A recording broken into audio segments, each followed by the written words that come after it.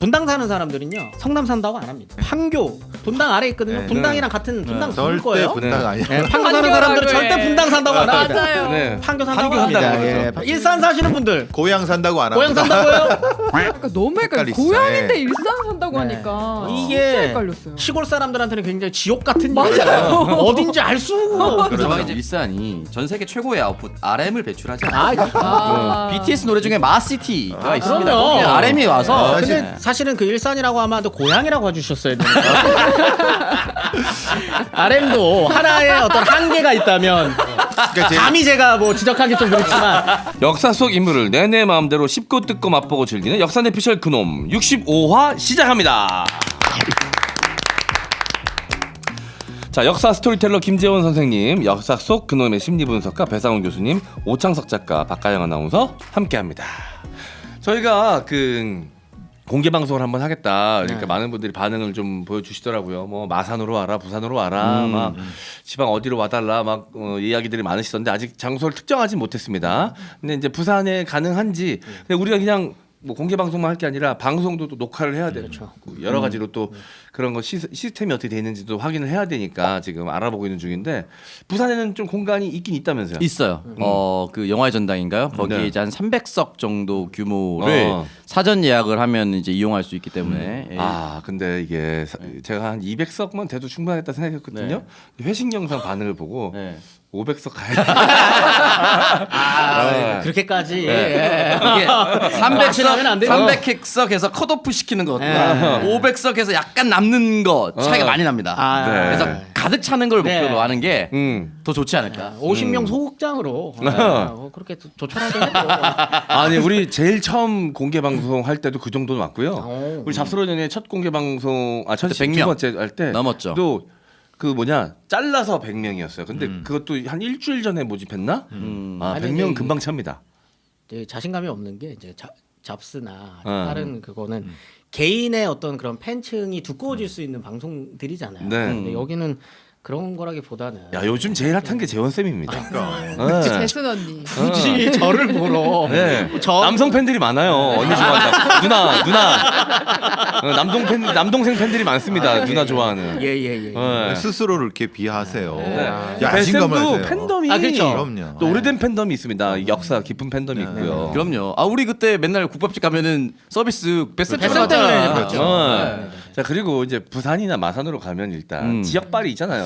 아 그럼요. 홈그라운드입니다. 보통- 오창석 거기서 선거 나갔던 사람이죠. 22,328표를 받았어요. 이야. 2만 표를 넘게 받았어요. 아 그러면 갑자기 자신이 또 2만 표면 마산에서도 금방 옵니다 부산까지. 네. 2만 표면은 괜찮지. 아 괜찮습니다. 퍼센테이지로 따지면 어떻게 되지? 퍼센테이지 26.5입니다. 그래도 선거비 보전 예. 받았어요. 아, 네. 그러면- 차이는 많이 났습니다. 아, 네. 상대가 59를 받아서 그렇지. 26은 적지 않은 숫자예요. 많이 났구나. 많이 났습니다. 최다 표차입니다. 예. 네. 300석으로 해서 입장료를 세게 받아요. 아, 제가 웬만하면 입장료는 안 받으려고 하는데 아예 안 받을 수는 없는 게 아예 안 받으면 안 돼. 노쇼가 생겨요. 노쇼가 그렇죠. 생겨요. 네. 이게 안 되면 그거를 지금 제가 이제 펀딩으로 기획을 한번 해보려고 그렇게 해가지고 네. 돈을 낸다기보다는 거기에 합당한 리워드 또 상품을 또 드리는 걸로 네네네. 그렇게 하면은 뭐 또 우리 광고주분들도 또 그렇게 하면 와서 뭐 함께 하실 수도 있고 여러 가지로 또 팝업 스토어 같은 거 해서 좋죠. 아, 그런 거 제품 좋죠. 구매하실 수 있는 공간도 만들어드리고 이렇게 하면 좋으니까 서로가 다 윈윈할 수 있게끔 그리고 오시는 분들도 부담 없이 올 수 있게끔 저희가 준비를 한번 해보도록 하겠습니다. 그날은 뭐 어떻게 좀 그래도 송소미 아나운서도 오나요? 뭐? 송소미 아나운서도 어떻게 예. 함께 할 수 있나요? 여자는 2명 이렇게 끼고 싶어요? 뭐 세자매야 뭐야? 김재원 쌤이 여잔데 여자의 마음을 모르네. 안 되는군요. 그 불편한 그림을 만들려고 그러세요. 표정이 갑자기 싹 표정이 싹 굳으시길래 굳어가고. 죄송합니다. 아니야. 죄송합니다. 좋아요, 좋아요. 세자매. 네. 예. 여성 멤버 추가는 신검지 작가 정도입니다. 신검지 가야지. 팬덤이 이번에 많이 생겼어요. 많이 생겼어요. 네, 검지 팬들도 올 수 있으니까 박박 긁어 모아야 됩니다. 네. 네. 아니 뭐 서민 씨도 나중에 놀러 오라 그러면 되지. 아, 근데 같이 가도 진짜 괜찮아요. 놀러 네. 와서 뭐 이렇게 깜짝으로 이렇게 와서 이렇게 인사해도 되고. 왜냐면 우리 또 함께 했던 맞아요, 친구니까. 맞아요. 네. 자, 알겠습니다. 자, 그러면 오늘의 주제로 넘어가 보도록 하겠습니다. 여름철 특유의 고온다습 기온과 실내의 큰 온도차로 예민해진 피부 고민 아이세라로 날려보세요. 아이세라 빙하 머드팩은 시원한 쿨링감과 생크림처럼 부드러운 발림성 및 풍부한 미네랄을 함유하여 여름철 자외선으로 지친 피부에 속부터 깨끗함과 활력을 불어넣어줍니다. 팩을 굳히고 난 뒤 피지가 많은 부분을 롤링하듯 마사지한 후 아이세라 클렌징 폼으로 세안해 주시면 더욱더 효과가 좋습니다. 그리고 마지막으로 자기 전 놀라운 피테라의 비단결 같은 피부 관리 아이세라 수면팩이면 더 이상의 피부 기초 관리는 필요 없습니다. 일주일에 한 번 빙하 머드팩, 자기 전에 간편하게 수면팩, 매일매일 아이세라 클렌징 폼. 피부 건강을 위해선 꾸준한 관리는 필수입니다. 완벽한 기초 스킨케어 솔루션 아이세라는 소노코스.net 또는 검색창에 소노코스를 검색하시거나 EJ몰에서도 쉽게 구매 가능하며 실속 패키지 아이세라 퍼펙트 스킨케어 세트와 50% 할인 중인 머드팩 많은 관심 가져주시기 바랍니다. 보통 이제 너무 잘 만든 제품 같은 경우 이제 외계인이 만들었다 그러거든요. 외계인이 고문해서 외계인을 고문해서 만들었다 이렇게 얘기하는데 자 소노코스 아이세라의 수면팩이 진짜 외계인을 고문해서 만들었나 싶을 정도로 굉장히 좋은 제품입니다. 베개에 묻어나지 않고 또 일단 바르고 이런 게 굉장히 간편하고 빨리 끝나요. 그렇기 때문에 이런 거 하는 거 귀찮아하시는 남성분들도 한번 써보시면 계속해서 쓰실 수밖에 없는 좋은 제품이라고 생각합니다. 소노코스 아이세라 저희 시작부터 함께했던 아주 고마운 브랜드입니다. 그 여러분들 저희 역사의 피셜 그놈을 또 아끼고 사랑해 주신다면 소노코스에 대한 애정도 함께 가져주시면 감사하겠습니다. 늘 감사하고 있습니다, 소노코스 사장님. 네. 저 멘트 하면 진짜 좀 사야 될 것 같아. 맨날에 너무 좋죠. 왜냐면 네. 그 궁합이라는 게 있거든. 근데 역사 방송의 화장품 뭔가 살짝 그런데 사장님이 역사를 너무 중요하게 생각하시고 좋아하셔가지고 그 애정으로 넣어주시는 걸 나도 아니까 이 얘기를 안 할 수가 없어요. 너무너무 감사드립니다. 네. 저희 팬들도 꾸준히 제 개인 유튜브 하시는데 이분들 이거 평가가 너무 좋아요. 네네. 다행이다. 네. 네, 자 소노코스 아이세라 많은 이용 부탁드리겠습니다. 요즘같이 하루하루 팍팍한 가계 경제 숨통 트일까 보험부터 들여다보시는 분들 많으신데요. 뭐가 뭔지 하나도 모르시겠죠? 자 보험료는 많이 내고 있는데 어떤 보장인지 제대로 진단받고 싶은 분들 중복되고 불필요한 보험료 좀 줄이고 보장 잘 되는 꼭 필요한 보장으로 알차게 보험 리모델링 하시고 싶은 분들 여러 개의 보험사 상품을 비교하여 나한테 꼭 맞는 보험으로 제대로 진단해 드릴 수 있는 보장 분석 전문가를 1대1 매칭하여 제대로 된 상담을 받으실 수 있습니다. 상담은 전화 1544-5788 1544-5788 또는 카톡에서 보험장터 아이디 JK6003 JK6003 검색하셔서 친구 추가나 인터넷 www.보험장터.com으로 문의 주시면 상세하게 상담 드리겠습니다. 자, 역사의 피셜 그놈 광고 이벤트로 보장 분석 신청만 하셔도 보장 분석 후에 따뜻한 이디야 카페라떼 한 잔을 증정해 드리고 있습니다. 자 여러분들 여러 가지 보험 들고 있는데 네. 내 보험에 대해서는 누구보다 모르는 게 납니다. 자 여러분들 조금 한번 들춰보고 사실 두려울 수 있어요. 내가 뭐 들었는지 확인하기 싫을 수 있거든. 네. 왜냐면 늘 그냥 돈은 냈었는데 들춰봤다가 진짜 내가 바보 같은 게 드러날까봐. 마치 건강검진처럼 내 내 몸이 쓰레기인 걸 확인하기 싫거든요. 내 몸이 평균 이하이죠. 맞아. 그거 확인하기 싫어서 안 하는 경우 있어. 귀찮기도 하지만 네. 그 두려움 때문에 계속 몸은 더 썩어 하루하루 더 썩어가거든요. 보험도 마찬가지입니다. 쓸데없는 돈 계속 나가는 거 여러분들 좀 바꾸시고 그것도 돈 아끼는 것도 중요하지만 내가 걸릴 수 있는 질병들이라는 게 있거든요. 그럼요. 내 나이대 그리고 내 신체적 특성에 따라 걸릴 수 있는 질병이 따로 있는데 그런 것들을 좀 맞춰서 보험도 설계가 들어가야 됩니다. 네, 여러분 보험장터 상담은 1544-5788 자 아이디 보험장터 카톡에서 찾으시면 JK6003 인터넷은 www.보험장터.com이었습니다. 산삼숭백으로 만든 신제품 산삼시대 광고입니다. 산삼의 대중화를 위해 야심차게 만든 이것 산삼시대입니다. 산삼이 좋은 줄 알지만 금전적 부담으로 아직 경험하지 못한 분들을 위해 만들었습니다. 산삼시대는 값싼 한약재는 물론이고 잔탄감, 덱스트린 등 어떤 인공 감미료도 넣지 않았습니다. 7년근 산양산삼 70%에 목에 좋은 도라지를 배합하여 먹기 편하게 스틱에 담았습니다. 첨가물 제로 100% 국산 천연 원료입니다. 까다로운 스마트 햅섭 인증도 받았고 그 어렵다는 미국 FDA 등급도 통과했습니다. 홍삼값의 산삼을 놀라운 가성비와 만족을 안겨드릴 산삼시대 꼭 한번 만나보세요. 산삼숭백의 유명세를 이용한 유사 상품이 돌고 있으니 검색하실 때 꼭 산삼숭백 브랜드를 확인하시고 구매해주세요. 전화 문의는 1666-1080입니다. 아 우리 뱃쌤 읽으실 때 뭔가 되게 귀여우신데요? 얼굴 뭐야? 허용하지 않는 알러지. 너 혹시 다른 사람 칭찬 알러지 있니? 창석이가 칼럼 쓴다고. 대단하시네요. 창석이야, 야그 소리도 정말 천둥 소리가 났어. 나 지금 나 욕하는 줄 알았어. 뭐야? 야, 깔끔하게 끝냈어요. 야 대단한. 잘못했어요, 가영 씨. 야, 난 여자가 이렇게까지 재채기하는 소리 처음 들어봐. 일부러 참은 건데 교수님. 요거는 제 산삼 시대인데 포 형태로 스틱 형태로 돼 있기 때문에 들고 다니시기가 너무 편하시고 뜯는 것도 절취선이 돼 있어서 훨씬 더 뜯기 쉽고 여성분들 가방 뭐 작은 백에도 충분히 들어가고 남성분 뭐 차량이라든지 가방에도 충분히 사실 이 크기가 너무 작아서 필통에도 들어가요. 전 이미 아까 먹었습니다. 아 거전에 시작하자마자 먹자. 쟤 분명 어저께 무슨 일이 있었어. 쟤. 자 산삼순백에서 만든 신제품 산산시대 드시면요 몸에 좋아. 이런 소리 났죠, 그지? 이 정도 데시벨 아니었어? 오늘의 주제는 신도시 개발입니다. 뭐 지난주랑 좀 연결이 되는 연결이 거겠죠? 됩니다. 네네네. 네. 신도시 개발에 앞서서 지난 시간에 또 그래도 제가 시작할 때 목동과 상계동 한다 그랬는데 상계동을 안 하고 넘어가서 네. 그것도 이야기 아예 안 할 수는 없어가지고 네. 그것도 살짝 이게 되게 중요하거든요. 네. 왜냐하면 사실은 지금의 도시의 어떤 그런 개발, 네. 재개발이라고 네. 하는 그 틀이 갖추어진 시작점이 상계동 개발입니다. 네. 그래서 그 얘기를 아예 안 할 수는 없어서 네. 요 상계동 개발을 왜 갑자기 이런 식으로 할 수밖에 없었는지를 설명하기 위해서 이제 그래서 목동 개발이라는 게 되게 중요한 건데 제가 말미에 설명드렸었던 그 가옥주와 네. 세입자의 그 갈라치기라고 네. 하는 걸 체감을 한 정부가 앞으로 도시는 이런 식으로 재개발될 겁니다라고 하는 걸 상징적으로 보여주는 그 개발이 이제 상계동 개발인 거거든요. 네. 그 이름이 뭐냐면 합동 재개발이라고 하는 방법입니다. 합동 재개발. 목동은 공영 재개발. 공영 재개발이고요. 이거는 이제 합동 재개발이라 그래서 사실상 공영 개발을 포기한 겁니다.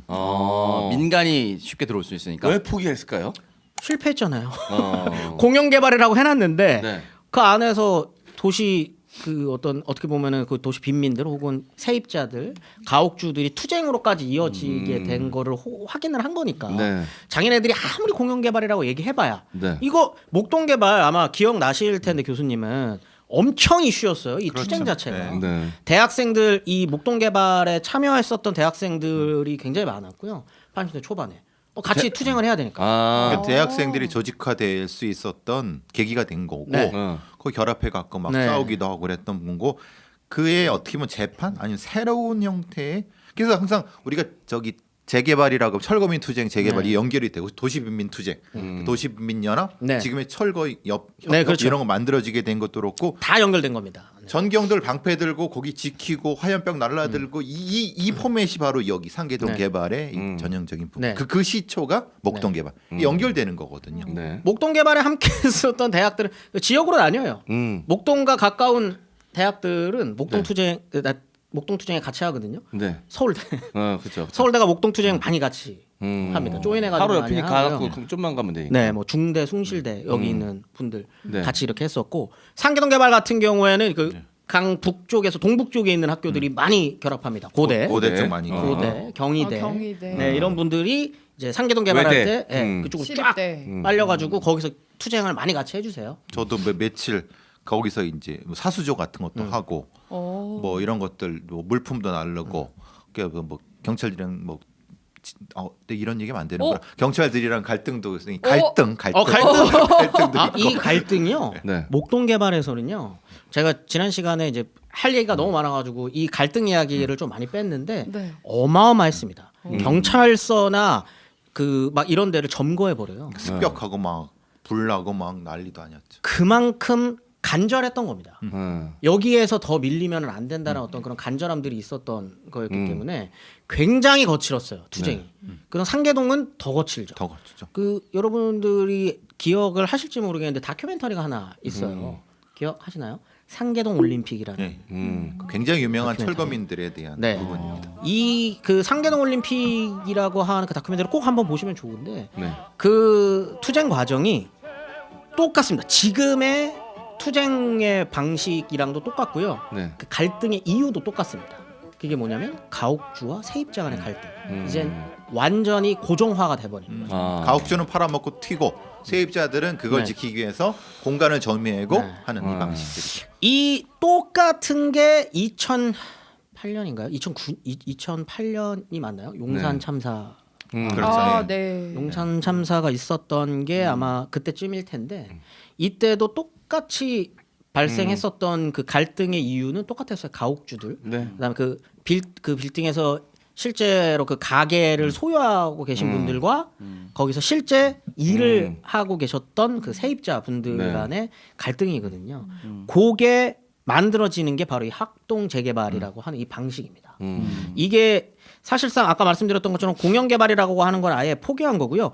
아예 대놓고 딱 박습니다. 공공기관과 네. 가옥주가 함께하는 사업으로서 아예 그냥 딱 박아버리거든요. 그럼 이렇게 되면은 요거를 이제 습득한 거예요. 아, 가옥주만 제대로 된 보상만 해준다면 사실상 이 안에 여러 갈등들과 이런 것이 농축되어 있는 세입자 문제는 한 큐에 해결되는구나. 왜? 법적으로도 여기 이제 집 갖고 있는 사람 우리가 해주겠다는데 자본주의야. 니네 임대잖아. 니네가 무슨 여기에 대한 그 권리를 주장해? 네. 꺼져. 이렇게 되는 거죠. 가옥주 입장에서도 애초에 사업이 진행될 때 그렇게 해서 만들어지는 개념이 뭐냐면 조합입니다. 조합. 토지주들의 네. 조합. 그리고 그 토지주들의 조합이 민간 건설사, 보통 재벌들의 건축사랑 붙어갖고 그렇죠. 거기서부터 발생하는 많은 거기에 이제 철거 용역, 네. 전문 용역 깡패들이 붙어서 철거하는 거 건축 이게 다 지금의 이 문제가 다 여기 형성되는 부분들입니다.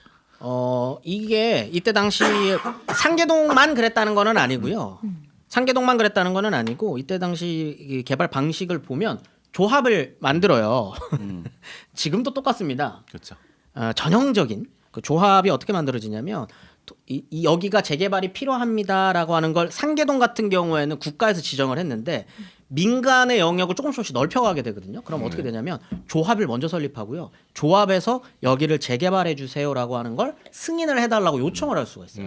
그럼 그것이 어떻게 되냐면 여기 실제로 사시는 분들이 아니라 그렇죠. 건설업체에서 브로커들이 달려드는 네, 거죠. 몇 명을 여기에 딱 집을 조그만한 거 하나를 사게끔 하는 거예요. 바지를 하나 세우는 거죠. 네. 그래놓고 여기에 이제 바람을 넣습니다. 재개발될 수 있습니다. 이게 그렇게 해서 건설사들의 임직원들이 돌아다니면서 네. 바람을 넣고 조합을 형성하게 되는 그렇죠. 거죠. 그러면 이제 여기에 실제로 들어갈 아파트가 뭔지는 결정이 안 난 상태에서 네.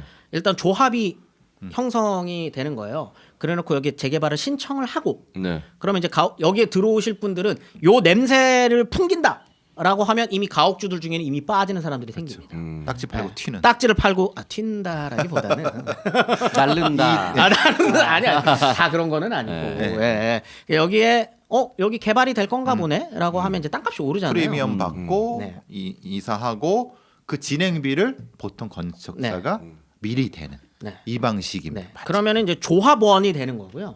조합원이 되면은 이제 주택을 하나 받을 수 있는 권리를 얻게 되는 거니까 네. 여기 집을 한 채 보유만 하고 있는 이 동네랑은 아무 상관없는 네. 분이 딱지를 사갖고 여기에 그냥 가옥주가 되는 거죠. 네. 그렇게 되면 지난 시간에 저희가 쭉 얘기했었던 것처럼 한국사의 전통적인 어떤 그런 가옥주와 네. 여기 세입자들 간의 어떤 그런 끈끈한 관계, 유대, 라포 이런 게 의미가 없어요. 네. 여기에 있는 가옥주랑 여기에 사는 세입자는 아무 상관이 없거든요. 가옥주는 세입자를 빨리 내보내야 될 존재로 보는 거죠. 그러니까 여기에 있는 사람들은 그냥 생떼 부리는 사람들. 왜 이제 와가지고 야 니들 어차피 여기서 전세 내고 월세 내고 살던 애들이 왜 니네들이 여기서 이 권리를 주장해? 라고 하는 게 쉽게 형성이 되거든요. 그렇게 되면은 이 조합, 이 가옥주와 여기를 건설할 건설사와 여기를 그 전체적으로 이 재개발을 승인하고 있는 공공기관이 너무나도 잘 어울리는 한 팀이 되는 거죠. 그렇게 되면 여기가 개발대가 굉장히 수월해지는 거고 그거를 명확하게 시작점으로서 그 쥐고 있는 역사가 바로 상계동 개발이라고 하는 게 되겠죠. 그러다 보니까 여기에 들어가서 살게 되는 사람들도 예, 똑같습니다. 애초에 그 개발 계획서들을 쭉 보면 애초에 그 화이트 칼라 노동자의 거주 비율을 거의 한 70-80%로 잡아버려요. 그런 사람들만 살게끔 생산직 종사자 그러니까 이제 뭐 블루 칼라 노동자를 애초에 4.6%로 설정을 합니다. 이런 여기는 그 정도 되는 사람들은 요 정도 비율이면 충분해라고 하고 그냥 개발이 지어지다 보니까 세입자들은 밀려날 수밖에 없고 세입자들 이제 주거 투쟁이 네. 세입자들만의 투쟁으로 고정화가 돼버립니다. 그게 상계동 올림픽인 거죠. 네. 용산 참사도 사실 그랬죠. 그렇죠. 예. 생각해 보시면 어떻게 되냐면 아파트를 올리거든요. 아파트 올리면 가옥주들이 가질 수 있는 건 1층부터 10층이고 10층부터 15층은 거기에 비용을 감당해낼 수 있는 그걸 파는 거죠. 그런 개념을 생각하시면 돼요. 그러니까 거기에 있는 가옥주들은 하나씩 아파트를 주고 그 위에는 뭐 거기서 얻어지는 그걸 팔아갖고 하는 그런 방식의 개발이라고 생각하시면 됩니다. 용산 상골이 2009년 1월 20일로 나옵니다. 네. 2008년 말부터 아마 시작이 됐고 2009년에 사건이 터진 거죠. 그 남일장 진압이 들어가게 건물이 네네네. 이제 1월 20일. 네. 강경 진압 들어간 게 이제 그때쯤이고. 이게 참 재밌는 건데 요때 고정화되면서 사실 서울 땅값을 이제 더 이상은 잡을 수가 없게 된 거예요. 네. 이게 뭐냐면 가옥주들 입장에서도 땅값이 오르는 게 문제가 안 돼요 이제. 네. 팔면 되니까. 그렇지. 어차피 근데 이걸 감당할 수 있는 건설사 입장에서도 네. 땅값이 오르는 건 문제가 되지 않습니다. 이렇게 고정이 되는 거거든요. 분양가가 더 높으면 되니까. 올라가면 되니까. 올라가면 되니까. 분양가 상한제가 아니고 네. 그것 갖고 지금 문제가 되고 토지 공개념도 문제가 되고 이게 다 여기에 연결되는 겁니다. 예전에는 공영 개발 뭐 이런 식으로 해가지고 땅값도 잡아주고 그러다 보니까 가옥주한테 주려고 하는 것도 왜냐하면 전면 매수를 해야 되니까 네, 땅값 그렇죠. 최대한 낮춰야 되잖아요. 네. 여기서 목동 개발에서 그게 실패했다는 걸 안 거죠. 네. 오케이 됐어. 오르든가 말든가 상관없어. 대신 민영이 해버리면 되니까 민영. 그러면 가옥주가 올라도 상관이 없는 거예요. 네. 그 대신에 일부러 올려야죠. 그렇죠. 땅값을 올려야 되면서 그래서 어떻게 했냐면 냄새를 계속 풍깁니다. 언론. 아. 상계동 개발할 때 이미 상계동 개발 계획이 잡히기도 전에 먼저 네. 하는 게 있습니다. 4호선을 연장합니다. 4호선을 쭉 해서 저기 상계동까지 노원까지 4호선. 그 전에 연장이 된 거예요. 네, 연장이 먼저 되거든요. 그럼 저기에 뭐가 생기겠구나를 충분히 유추할 수 알 있는. 수 있는 충분히 거죠. 유추할 수 있죠. 충분히 유추할 수 있고 그다음에 언론 플레이를 계속합니다. 여기에 아파트 들어갑니다라고 하는 걸 계속적으로 그다음에 근데 애초에 창동 쪽의 공장들은 사실상 빠질 수밖에 없는 분위기이기도 했어요. 왜냐하면 이제 공해 때문에. 예, 서울의 공해 문제가 심각해지고 막 이러다 보니까 수도권 바깥으로 대공장들이 바깥으로 이전해야 되는데 네. 여기 이제 빠지는 시점이 80년대거든요. 그럼 여기 뭐 들어설 건데 아파트죠. 아. 예, 그러다 보니까 냄새가 슬슬 풍기는 겁니다. 그러다 보니까 당연히 땅값이 오르는데 가옥주들 입장에서는 이제 이렇게 했잖아요. 가옥주와 민영 건설사와 국가가 함께하는 개발. 네. 오케이 가옥주 입장에서 오케이 올랐어 팔면 되죠. 그리고 이제 빠지는 겁니다. 근데 남는 건 그만큼 세입자. 아파트가 값이 오르죠. 네. 이게 가능했던 게 이때는 어쨌든 이 불안을 받았던 거였잖아요. 네. 그러니까 뭐 대출이 껴있거나 이렇지 않으니까 개발이 될 때까지 기다릴 수가 있어. 네. 근데 지금은 또 다르거든요. 그럼요. 지금은 여기 일산 제가 살고 있는 이 킨텍스 이쪽에 이제 GTA 뭐 이런 게 들어온다고 하면서 그쪽에 이제 개발돼 있는 새로 지은 아파트들에 들어온 이제 30대, 40대, 뭐 50대 젊은 세들이 다 빚을 그럼요. 지고 들어왔거든요. 네. 근데 지금 집값이 폭락했단 말이야. 그렇죠. 근데 미래에 여기가 오를 왜냐면 여기가 GTA가 들어오니까 GTA 는 나중에는 게임 이름이고 GTX. GTA는 게임 이름 다 죽여버리고 싶어가지고 GTX A 라인 이렇게 예. 그래서 붙여서 한 거지. GTA라고 합니다. 예. 다 죽이고 들어오고 예. 자, 차 뺏어 타고 막. 어쨌든 GTX A가 이제 들어오니까 지금 막 대출 이자도 높고 하니까 갚아야 되니까 죽겠는데 나중에는 언젠가 이게 우리가 상가보다 오를 거라는 기대감 때문에 팔질 못해요. 이게 방금 말씀하신 굉장히 중요한 게요. 네. 그러다 보니까 애초에 그 재개발이 필요한 곳에 살고 있었던 가옥주들은 그 기간을 못 견딥니다. 그러면 아까 말했던 것처럼 딱지를 팔 수밖에 없어요. 네. 왜냐 이게 10년씩 막 걸리는데 그러다 보니까 딱지를 갖고 있는 사람들은 이 시간을 견뎌낼 수 있는 계층만 남게 돼요. 자본이 좀 여유로. 되는. 네. 서울 어떻게 지내냐 중심은 중요하거든요. 그럼요. 서울 중심은 더욱 그렇습니다. 이게 그냥 조합해가지고 들어가는 게 이게 뭐 그게 뭔가 좀 마지막으로 영세민들이 여기를 견뎌내가지고 서울에 내 집 한 채 마련할 수 있는 기회라고 생각하시는 분들도 있는데 중간에 다 탈락합니다. 네, 팔 수밖에 없어요. 왜냐하면 이게 시간이 너무 오래 걸려요. 네. 그걸 견딜 수 있는 자본이 되는 사람들만 남아있게 됩니다. 그게 자본이 되는 사람일 수도 있지만 사실 법인일 수도 있는 거예요. 그래서 그것을 집값을 떨어뜨리지 못하는 고공 유지하는 거. 그 다음에 이제 오르는 상태에서 팔면은 집값은 유지가 되고 그 다음 상태에서 또 집값이 오르는 이게 무한 반복의 지옥이 펼쳐지는 게 이게 시작점이죠. 왜? 계속 오르니까요. 내가 여기 조합이 시작될 때의 집값이 만약에 한 3, 4억이에요. 그럼 가옥주들이 이걸 갖고 있다가 내 집 마련의 꿈을 꾸게 되면은 와 그래도 여기 서울 중심이니까 한 7, 8억까지 오르겠지라고 생각을 하거든요. 3, 4억에 팔더라도 근데 5억, 6억, 7억까지 가는 데에 시간이 10년, 길게는 20년 네. 막 이렇게 걸리는 거예요. 지금 조합이 생긴 지가 20년이 넘어가는데 이제 조합에서 승인 난 곳이 있습니다. 네. 한남동. 네, 이런 데는요 20년 넘게 걸렸어요. 네. 이게 쉽지가 않은 겁니다. 지금 거기에 원래 한남동에 사셨던 그 무허가주택이었거든 한남동도. 네. 거기 실제 가옥주들이 몇 명이나 남아 계시겠습니까? 못 견딥니다. 견딜 수가 없거든요. 네. 하여튼 그런 일이 어떻게 보면은 그러한 모델을 만든 사업이 이제 상계동 개발이다라는 걸 좀 기억할 필요가 있겠다라는 겁니다. 네. 그리고 오늘은 거기에 이어서 그걸로도 모자란다. 네. 전두환이 서울 내에 신도시 서울 도시 내 신도시라고 부르거든요. 네. 도시 내 신도시를 했다면 노태우 나는 네. 도시 밖 신도시를 하겠다라고 해서 전두환이 500만 호 했다가 실패했다면 나는 현실적인 거를 하겠다라고 해서 200만 원을 던지면서 시작하는 게 제 1기 신도시 개발이 되겠습니다. 여기 일산이죠. 네. 일산 초입. 네. 네, 완벽한 이제 일산 신도시 1기라고 볼 수가 있죠. 요게 되게 이것도 어떻게 보면은 지난 시간 말미에 얘기했었던 네. 굉장히 흥미로운 서로 간의 성격기가 음. 있는데 그게 뭐냐면 분당 사는 사람들은요 네. 성남 산다고 안 합니다. 그렇죠. 네. 절대 그 얘기 안 합니다. 분당이라고 분당 산다 그래요? 네. 천당 밑에 분당. 네. 정확하게 국회의원 선거구는 성남 분당 갑을리. 그렇죠. 네. 그렇죠. 더 흥미롭습니다. 네. 판교 분당 아래 있거든요. 네. 분당이랑 같은 분당 줄 절대 거예요. 분당 아니야. 네, 판교 사는 사람들은 절대 분당 산다고 안 합니다. 맞아요. 네. 판교 산다고 판교 합니다. 산다고 예, 그러죠. 판교 산다고 합니다. 일산 사시는 분들 네. 어디 산다고 얘기합니까? 고향 산다고 안 고향 합니다. 산다고요? 고향이 어디예요? 고향은 저기 어디야? 아니 근데 저 처음에 그래서 너무 헷갈렸어요. 자꾸 일산이라고 하고 고향이라 하니까 너무 헷갈려. 헷갈리죠. 고향인데 네. 일산 산다고 네. 하니까 진짜 이게 헷갈렸어요. 시골 사람들한테는 굉장히 지옥 같은 일이에요. 어딘지 알 수가 없거든요. 저가 이제 고향 일산 동구 네. 요렇게 가는 건데 일산 동구. 뭐 헷갈리는 거야 그렇게 서울 헷갈려. 사람들만 아는 거지 이거 지방 사람들 몰라요. 정확히 우리가 일산이라고 하면 일산 동구와 일산 서구를 같이 부르는데 약간 그것도 묘하고 네. 우리가 생각한 고향은 사실은 덕양 네. 구신도시 네. 이렇게 부르니까 기분이 나빠질 수도 있죠. 이게 참 슬픈 게 제가 지금 저는 이제 한 번 아파트를 살면 거기에 꼭 계속 살고 싶은데 저 이제 상암에 이제 방송국이 많다 보니까 그 바로 옆에 일산 신도시가 있습니다. 고향 덕은지구. 네, 덕은동. 예. 고향 덕은지구인데 아파트 이름이 전부 일산 DMC예요. 상암 DMC와 일산을 섞어가지고 그러니까 일산 이게- DMC. 이 뭐야 이게? 뭐냐 이거죠. 반성하셔야 됩니다. 왜 고향 산다고 하세요 앞으로?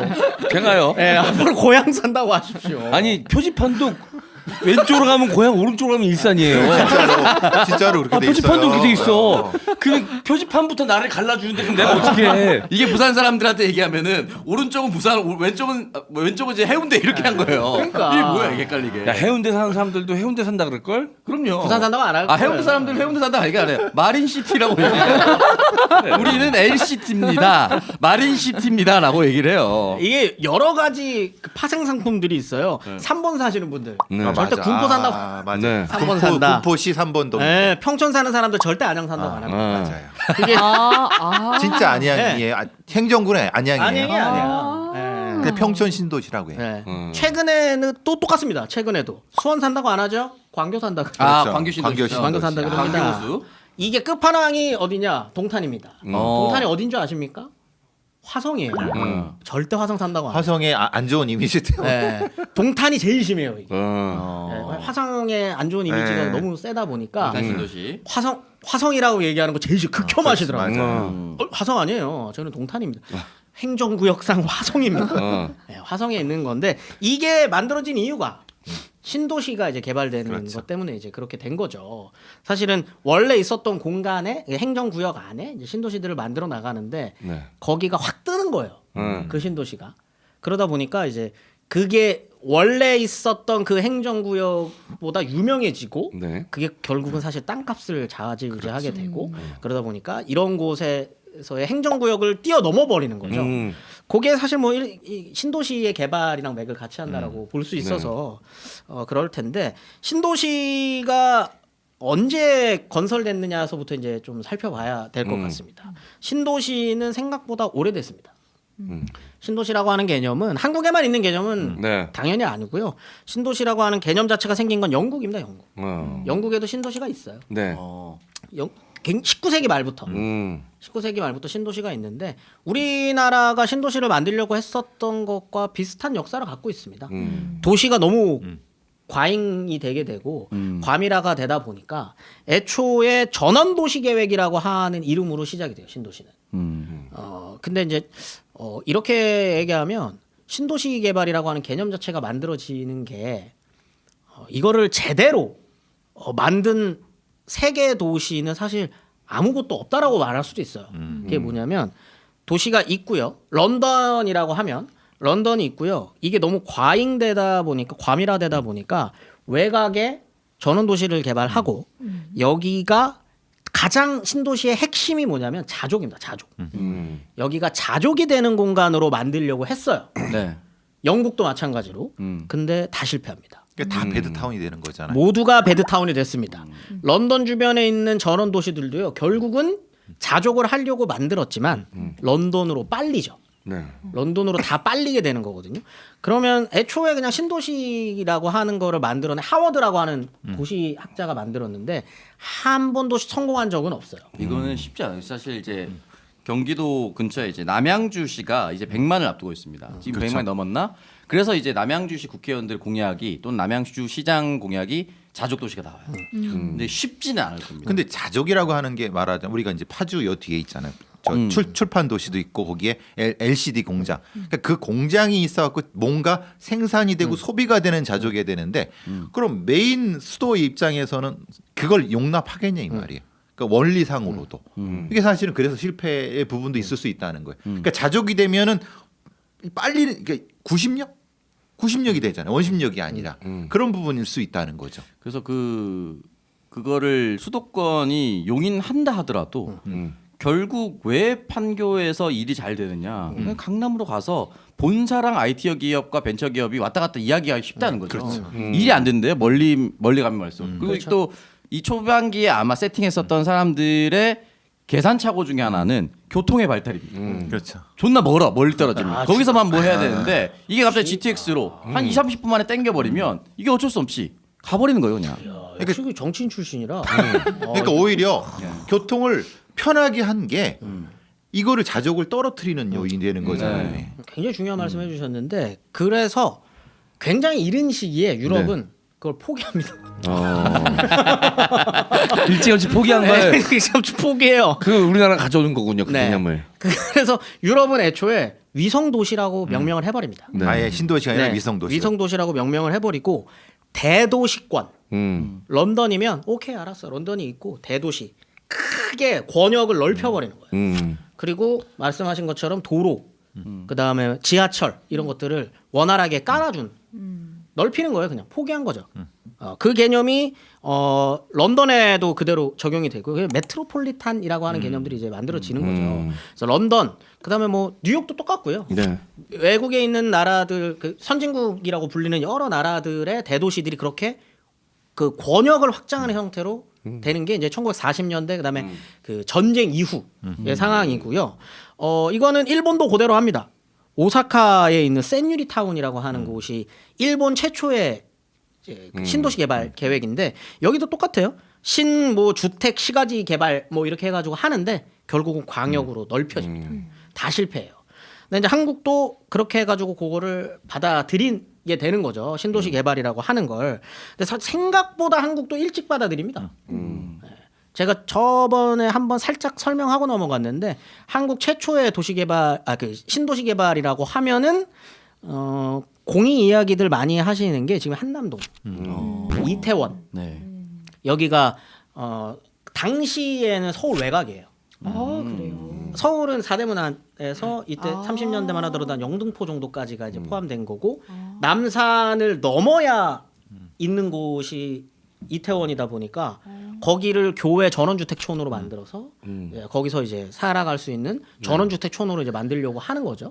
그래서 거기 이제 부촌이 형성이 되게 되는 건데 제가 저번에 이 얘기 한번 했다가 딴 데서 아니다.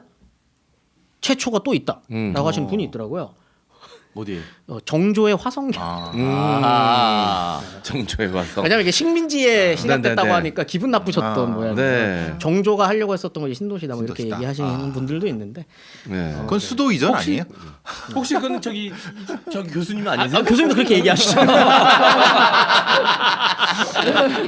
예예예. 아 근데 뭐 그거랑 네. 그거랑 사실 근대 이후에 만들어지는 근대 도시 개발 계획이랑은 네. 사실 조금 다르기는 해요. 근데 뭐 넓게 봤을 때 그렇게 네. 얘기한다 그래도 뭐 무리가 있다거나 네. 그러지는 않습니다만 지금 저희가 이야기하는 건 그런 게 아니라 근대 도시가 형성되고 도시의 여러 가지 정근대와 근대 전통 도시와 근대 도시의 가장 큰 차이점은 이제 그 먹고 사는 먹는 그런 어떤 실제로 먹는 거, 그 농촌을 네네.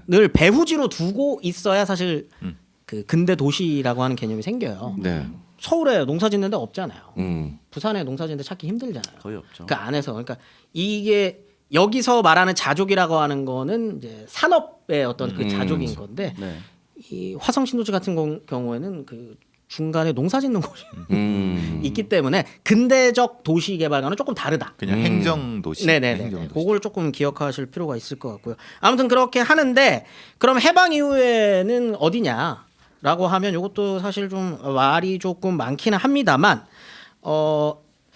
그 서울 안에 있는 그 신도시라기보다는 네. 다른 데에서도 신도시가 먼저 생기기는 해요. 네. 어디냐면 기억나시는 데들 아마 좀 있으실 텐데 네. 지역에 새롭게 만들어지는 계획 도시들. 서울에. 아니요. 전국으로. 외곽에? 울산? 전국에. 울산. 울산. 울산 맞습니다. 울산도 신도시 중에 하나입니다. 그건 공단을 옆에 두는 그렇죠. 그런. 전형적으로 자족이 될 수 있는 그렇죠. 도시인 거죠. 네. 공단이 있고 거기에 이제 같이 거기서 노동자들도 함께 있는. 포항은 안 돼요? 포항도 됩니다. 그렇죠. 오히려 포항이 더 음. 그럴 수 있죠. 왜냐면 포항 제철이 있으면서 그 주변에 광양. 광양도 맞습니다. 광양 그러니까 제철. 제일 대표적인 게 말씀하신 울산, 포항, 그다음에 이제 창원. 창원. 창원은 창원. 완전히 네. 그 수출 신도시 이렇게 그렇죠. 되면서 그런 네, 개념이죠. 거기가 공단도 생기고 하면서 이제 거기. 그다음에 지금의 그 반월이라고 안산. 네. 반월공단. 네, 네. 그쪽. 이런 것들이 이제 조금 생겼어요. 음. 근데 물론 뭐 어느 정도 성과가 있습니다만 네. 서울의 뭐 어떤 기능들을 분산할 수 있는 정도. 그러니까 전체 국토개발 계획에서 네.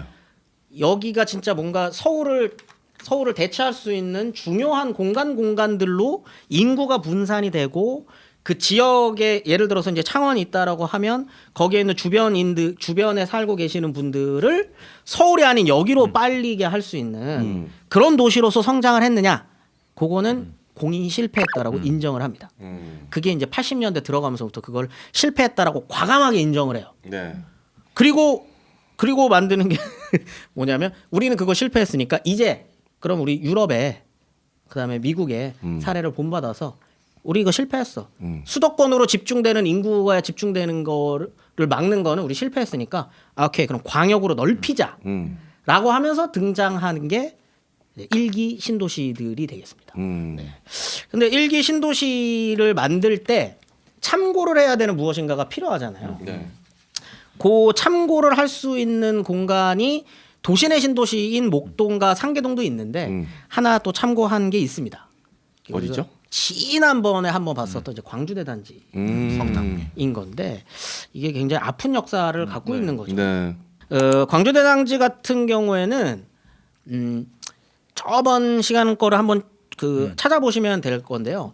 60년대가 되면은 양성화 계획이라든지 아니면 그런 거를 하면서 도시 빈민들 서울 내 도시 빈민들을 네. 집단 이주시키겠다라고 하는 거를 하나의 어떤 그런 개발의 한 방법으로서 도입을 하는데요. 71년까지 20만 명 가까이 15에서 17만 많게는 한 20만 명까지의 인구가 그러니까 서울에서 무허가 주택에 살고 계셨던 영세민들이 지금의 경기도 광주 지금에는 성남이죠. 네. 성남에 이주가 돼요. 반강제 네. 혹은 반자발이 섞여서 대략 청계천 중구 그쪽에 계신 분들이 많이 그래서 오셨어요. 이제 거기 살던 빈민분들. 빈민분들 그래서 이제 어. 그 뒤에 청계천의 그 기계단지라든가 뭐 여러 단지가 이제 그 형성이 되는 부분이 네, 있었죠. 뭐 서울역, 청계천 그쪽에 계신 분들이 이렇게 이주를 하는데 그 인구가 무려 17만 가까이. 그러니까 그쪽으로 반강제입니다. 반강제로 이주가 되는데 반강제고 반은 그게 뭐냐면 반은 왜 자발이었냐면 여기를 대대적으로 홍보를 해요. 값싸게 임대해 준다. 값싸게 임대해 줄 거고 장기로 네. 분할해서 갚아도 된다. 음. 그러면 여기 있는 분들 입장에서 조금 거리는 멀지만 여기서 국가에서 이렇게 해주겠다는데 알겠어 그럼 갈게라고 해서 이제 이전을 한 거죠. 네. 가봤더니 그냥 산이에요. 혹시 네. 성남 가보셨나요? 지금이 성남 수정구 정도 네네네. 생각하시면 돼요. 수정구보다 거기 지금 그 안쪽이죠, 안쪽. 모란시장 있는 쪽. 모란시장 네. 모란. 그쪽에 보면은 혹시 가보셨나요? 모란시장 가봤는데 사는 기억이 잘 안 나요. 그러니까 사람 왜냐하면 모르겠네. 잠실대로를 쭉 해면 거기에 이제 동쪽인데 네. 그 안쪽에 어떻게 되냐면 비탈길이에요. 이렇게 그냥. 됩니다. 이렇게 됩니다. 경원대 뒤쪽으로 이렇게 돼 있어 갖고 그렇게 만만치가 않아요. 살기가. 구불구불한 예. 어.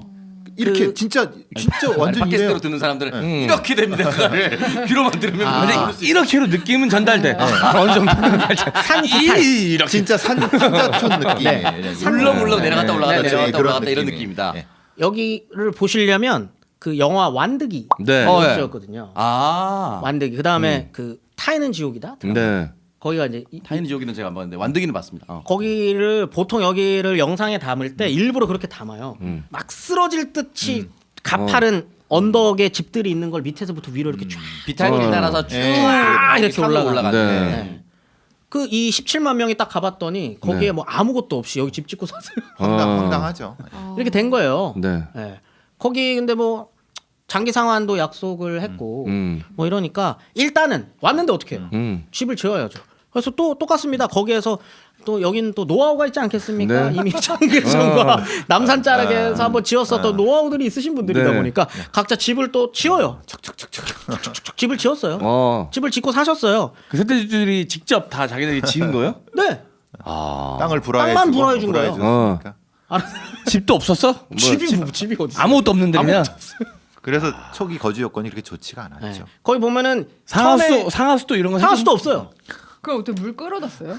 물장수들 하거나 어. 하수도 그냥 똥 싸면 내려가는 거 진짜로. 그래서 비 오면 넘치고 거기다가 교통이 얼마나 안 좋았겠습니까? 교통 거기는. 1시간에 한 대.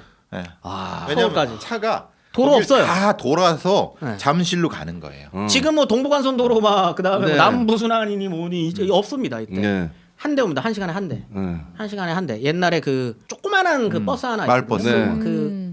그 폭스바겐 그 차만한 그 조그만한 버스 있잖아요. 그거 네. 1시간에 한 대. 17만 명이 사는데요. 엔진이 앞에 있는 겁니다. 네. 그거 보면 황당할 겁니다. 그러니까 앞으로 이렇게 튀어나온 버스. 나 네, 저 어렸을 때 그러네. 했던 기억 네, 나거든요. 네, 그런 버스. 네. 와 정말요? 그래서 거기서 엔진이 나이가 어떻게? 엔진이 앞쪽에 있어가지고 네, 앞에 기사 옆에 블루 네, 그거예요. 맞아요. 바로 네, 그겁니다. 거기 앉아서 네. 거기 앉았다가 짐 다 거기 네. 올려놓고 그랬었어요. 그리고 안내양 있는. 네. 안내양이 집어넣는. 거기 안내양 있습니다. 네, 안내양 있어요. 집어넣는. 그러니까 나 때도 끈물이었겠지. 네, 그때 그렇죠. 다니던 버스가 아직까지 남아가지고 네, 그렇습니다. 돌아다니는 게 몇 대 있었어요. 네. 그 국회의원 선거구 획정할 때 최저 인구와 최대 인구를 하는데 제가 출마했을 때가 지역 유권자가 16만 9천 명이었습니다. 한 지역구를 퍼다가 다른 데로 옮긴 그렇지. 거예요. 네. 17만 가까이가 됐으니까. 네. 근데 시장도 없어요. 음. 시장이 없어요. 식료품을 사려면 5일장을 기다려야 돼. 그렇죠. 자체적으로 만든. 그게 모란장이죠. 네, 그게 시작이 그렇게 되는 아, 거예요. 그게 모란장이 네. 시작이군요. 나중에 이제 그게 발전을 네. 해가지고 그렇게 원래 되는 광주 건데 시장 따로 있습니다. 네. 근데 성남 모란장은 그 개천변에 개시장, 개팔고 했던 거기가 그렇게 된 거죠. 그런데 문제가 여러 가지가 꼬이게 돼요. 자 여기에서 이동하신 분들은 원래는 어디 사셨던 분들이라고 그랬죠? 청계천. 서울. 서울. 분 서울 시민이에요. 일자리가 보낸 거기 있죠. 예. 보낸 사람이 누굽니까 그럼? 서울. 서울시장이에요. 서울시장. 서울시장이 결정한 거예요. 근데 여기는 서울이 아니에요. 경기도.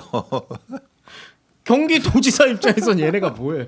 갑자기 그냥 이분들이 뭐예요? 네. 경기도 입장에서는 신경 쓸 필요가 없는 사람들이에요. 근데 갑자기 난민이지 뭐 난민. 네, 17만 명이 온 거예요, 그냥. 아니 이걸 그대로 받아들이지 않습니다. 그래서 경기도청이 주민들에게 토지대금 납부서를 발부합니다. 가서 집 짓고 너네끼리 살라고 했는데 갑자기 돈을 내라. 그러다 보니까 서울시랑 약속한 거잖아, 니네. 네. 경기도는 이거를 보상해야 될 의무가 아니, 그러니까 없다. 경기도하고 어느 정도 뭐 합의도 없이 그냥 가라고 한 거야? 네. 아니 물론 안에서 뭔가 이야기는 됐겠지만 서로 알력 싸움도 있었고 이때도 지방자치는 아닙니다만 그렇죠. 서로 임명, 간에 임명. 네. 임명직이지만 서로 간에 그게 있어요.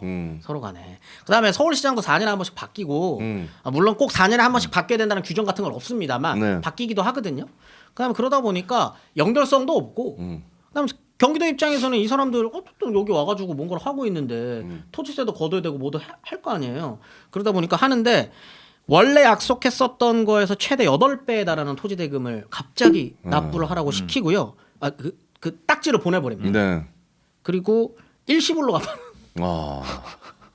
원래 그 장기로 상환 네. 했던 걸 일시불로 갚아라. 그렇지 않으면 6개월 이하의 징역이나 벌금 30만 원을 부과한다. 그걸 보내버립니다. 네. 안 그래도 쌓여 있었던 불만이 있을 거 아니에요. 네. 1년 넘게 어. 진짜 뭐 갖다 버리듯이 해가지고 근데 이 사람들이 유일하게 믿었었던 게 요거 하나였거든요. 어쨌든 여기 개발될 거다라는 확실한 어떤 그런 어떤 계획. 그 다음에 여기를 장기로 우리가 돈을 낼 수 있을 거다라는 어떤 그런 믿음 네. 이런 게 있었는데 전혀 그런 거에 대한 뭐 기미도 안 보이고 개발을 네. 시켜줄 기미도 안 보여. 이때 당시 대통령 누구였죠? 박정희 71년입니다. 유신 직전이에요. 뭐가 혹시 이렇게 그거 있어요. 헷갈리시는 분 계실까? 예, 71년입니다. 71년. 네. 이러다 보니까 완전히 들고 일어나게 된 거죠. 네. 굉장히 격렬하게 저항합니다. 굉장히 격렬하게 저항을. 거의 뭐 언론에 나온 바로는 뭐 완전히 뭐 전쟁터 같았다고 하죠. 근데 이건 저 같아도 그럴 것 같아요. 네. 네, 진짜. 그럼 이거 생존과 직결되는 생존이에요. 문제인데.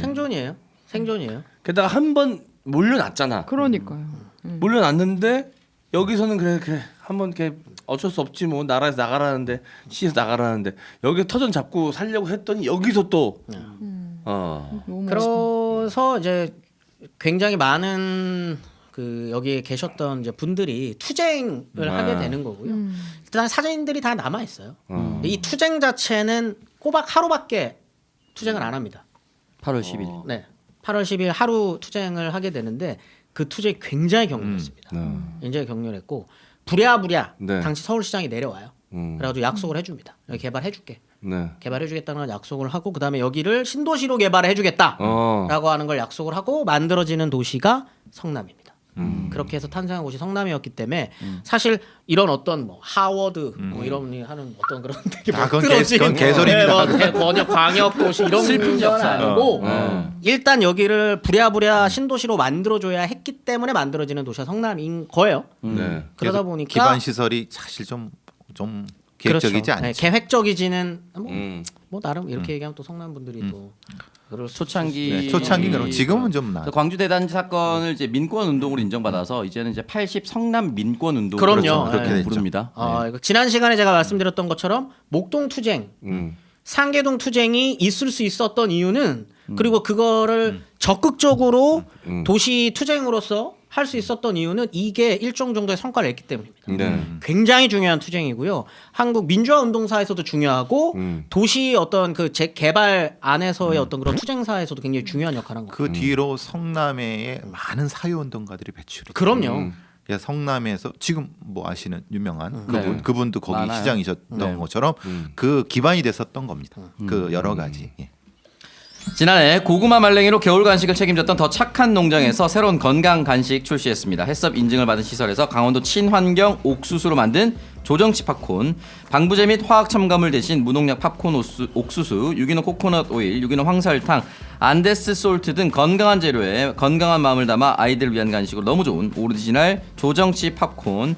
맛있어서 한 번 먹으면 멈출 수 없고 깔끔해서 한 번 먹으면 또 먹고 싶은 조정치 팝콘. 유튜브, 넷플릭스, 티빙 등등 재미난 영상을 보면서 입이 심심할 때 먹을 만한 간식을 찾고 있었다면 조정치 팝콘과 함께 하세요. 입안 가득 퍼지는 달콤함과 고소한 맛, 그리고 바삭한 식감, 단짠단짠으로 자꾸만 손이 가는 조정치 오리지널 팝콘. 검색창에 조정치 팝콘을 검색하고 조정치 고구마 스마트 스토어에서 주문해보세요. 조정치 팝콘 70g 5봉 출시 가격 25,000원이지만 M장기획 광고 할인가 2만원에 택배비까지 무료입니다. 게다가 배송 메시지에 M장기획에서 듣고 주문이라고 작성하시면 조정치 팝콘 70g 한 봉지를 더 보내주는 5+1 특별 이벤트도 진행하고 있습니다. 자, 요거 맛이 기가 막힙니다. 앞에 있죠. 네, 고소하면서 이 단짠이라 그러죠. 기가 막히게 딱 이 밸런스가 맞아가지고. 네. 바로 뜨네요. 검색창에 딱 해보니까 조정치 치니까 팝콘이 바로 뜨네. 조정치 씨가 좋아하는 건가요? 내가 봤을 때 요거는 그냥 아예 뿌리도 다 뿌리까지 다 드러낸 근본 없는 개그가 나왔어. 경찰에서나 먹히는 그런 개그를. 미안합니다. 근데 이게 진짜 조정치 씨랑 아무 상관없는 팝콘이에요. 저희가 동명이 고구마 광고할 때도 얘기했잖아요. 아, 예. 요거를 이제 5+1로 2만 원을 나눠 보니까 한 3,330원 정도 전후. 굉장히 저렴한 가격이기 때문에 네. 또 이제 찢었다가 한번 밀봉을 다시 해 놓을 수 있기 때문에 네. 오랫동안 두고 드실 수도 있습니다. 그리고 의외로 팝콘이 칼로리가 그렇게 높지 않아요. 네? 의외로. 옥수수니까요. 의외로 그렇게 높지 않아요.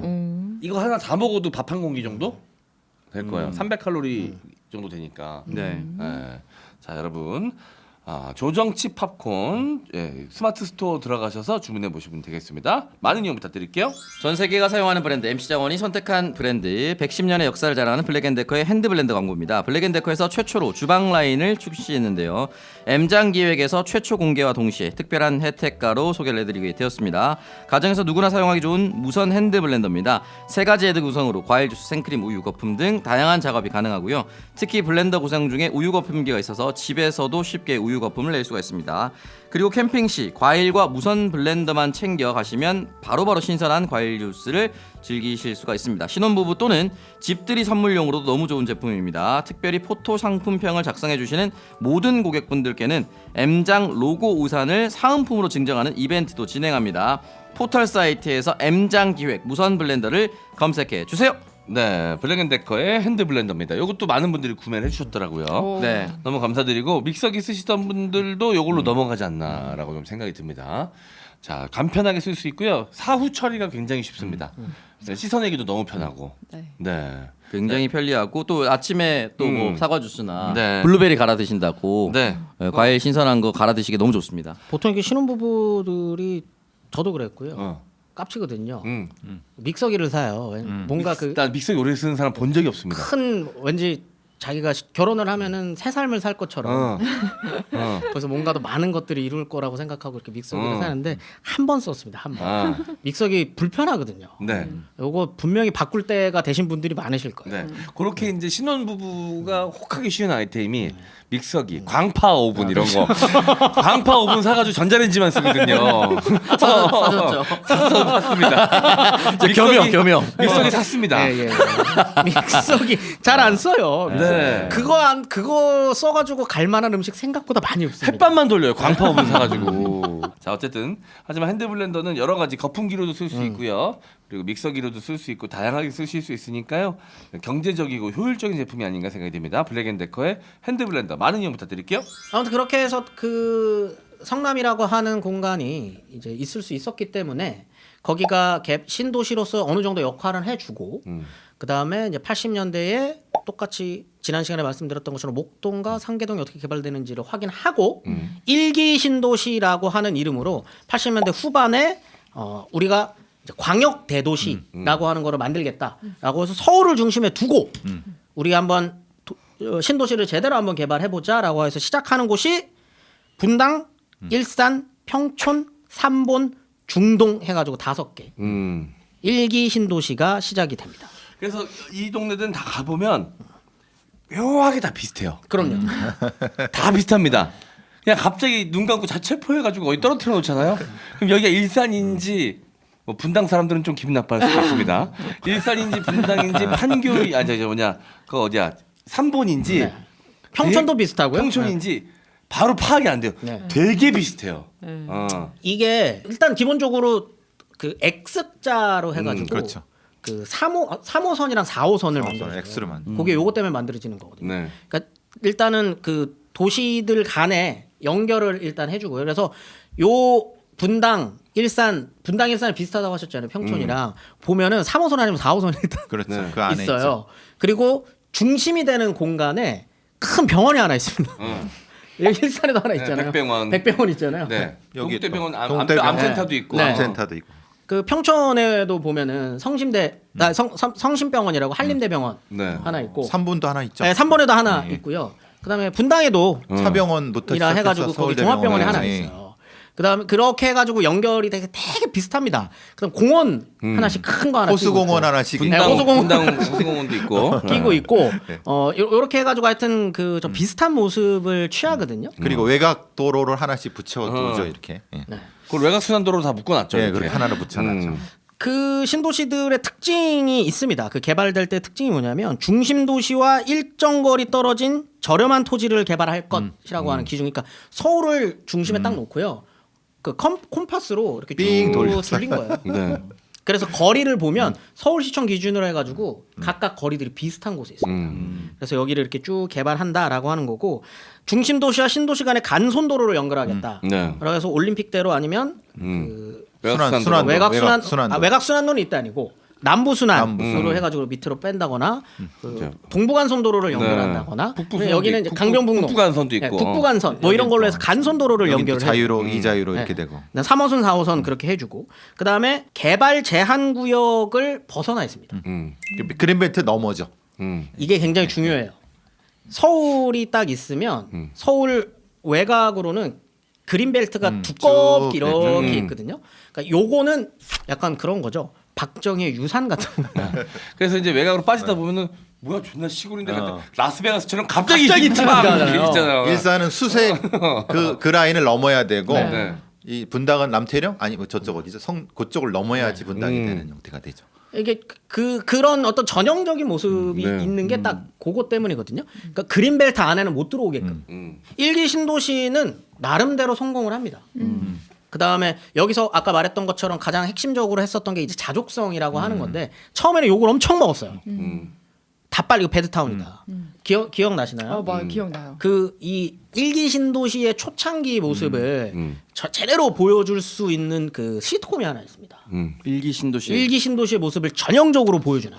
웬만해서 순풍산부인과. 순풍산부인과. 순풍산부니까. 순풍산부인과가 가끔씩 밖에서 촬영될 때 밖의 모습 그게 딱 일산이 갓 만들어졌을 때 호수 다 전원주택 같은 전원 느낌이거든요.